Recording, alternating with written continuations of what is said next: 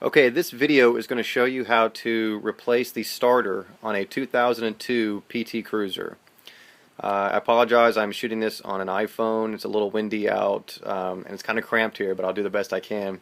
All the videos I saw had you jacking up the PT Cruiser and going at it from underneath, removing a bracket from the bell housing in the engine. I felt there was an easier way and I found one. I've done this with pretty much just some couple of wrenches and some socket sets, nothing really, pretty easy hand tools. So what I've done is I have removed the radiator fan, and that gives you clear access to the starter. You can see the starter there. You can see how I got plenty of room. I've already put a wrench on there and loosened the bolt, the bottom bolt. The bottom bolt is really what's the difficult part. Everything else is very, very easy. Now, what I've done first is there is your air filter, and your air filter housing sits right here. That pops right off, not a problem.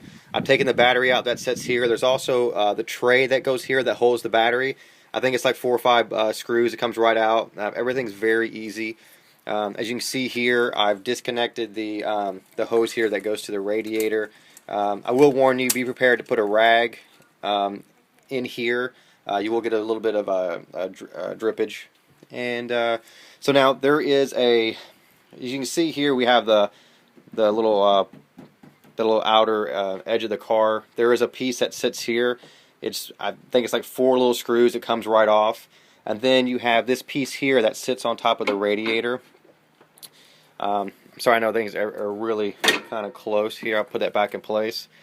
As you can see here, there's 3 bolts. 1, 2, 3. 1, 2, 3 right there. This literally just lifts right off, and you can put it right down here. You also have a little bolt that sits in here. Again, very, very easy. Now, and then what I did is I just unscrewed the radiator fan there, just a couple of bolts. Also, you're going to need to disconnect the wires. But again, very, very easy. I think the whole thing, disconnection, probably took me 15-20 minutes at most.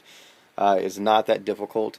And then all you gotta do is just lean back on the radiator. Also, you want to be very careful because you don't want to damage your radiator. And then, as you can see here, I can put I think this is a 15 millimeter wrench right onto the bolt